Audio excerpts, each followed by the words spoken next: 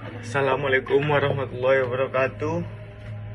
Izin Pak, Adit Dwi Dirgantara, NIM 2274201380. Izin memaparkan tindak pidana pencucian uang yang berkaitan dengan narkotika.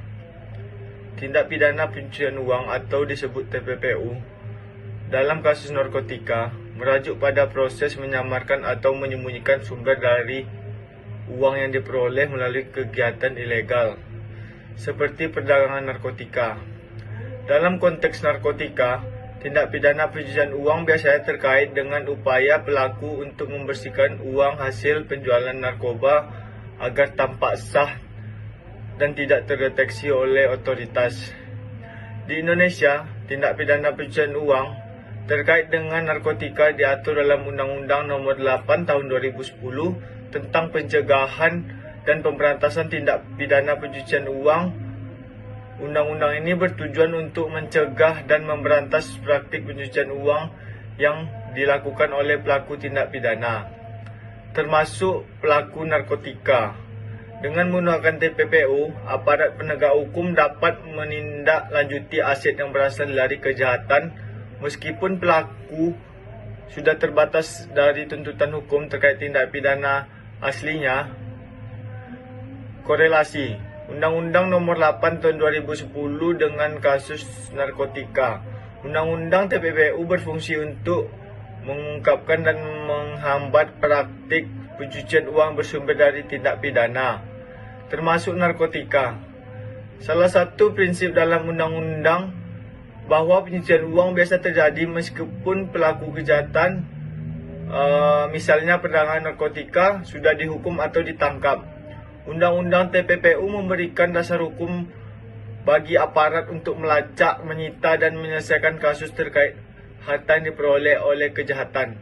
Dalam konteks narkotika, misalnya jika seseorang terlibat dalam perdagangan narkotika berhasil memperoleh keuntungan besar, mereka mendapatkan uang tersebut berinvestasi dalam bentuk properti, bisnis, atau bahkan melalui transaksi internasional untuk menyamarkan asal-usul uang tersebut. Proses pencucian uang mengarah pada usaha untuk menghindari deteksi untuk penyimpanan oleh aparat penegak hukum. Pokok-pokok utama dalam Undang-Undang TPPU terkait dengan tindak pidana narkotika. Yang pertama, pencucian uang. Yang kedua, penyitaan aset. Yang ketiga, penguatan lembaga keuangan. Dan penggunaan pihak ketiga, contohnya menggunakan orang lain atau perusahaan fiktif untuk menutupi sumber asli dari hasil kejahatan. Contoh kasus TPPU yang berkaitan dengan narkotika. Beberapa kasus yang menghubungkan tindak pidana narkotika atau TPPU di Indonesia menunjukkan bagaimana perdagangan narkoba dan pencucian uang seringkali terkait. Contohnya kasus mafia narkoba dan pencucian uang tahun 2020. Salah satu contoh kasus TPPU narkotika, kasus mafia yang melibatkan jaringan internasional.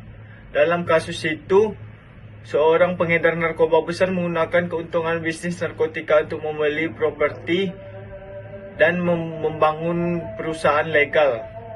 Keuntungannya disamarkan melalui investasi dalam sektor yang sah, sehingga tidak terdeteksi sebagai hasil perdagangan narkotika. Proses pencucian uang itu dilakukan dengan menggunakan rekening bank fiktif dan perusahaan perantara. Penyidikan dilakukan oleh BNN dan KPK yang bekerja sama dengan lembaga internasional untuk melacak aliran dana yang terkait dengan narkotika.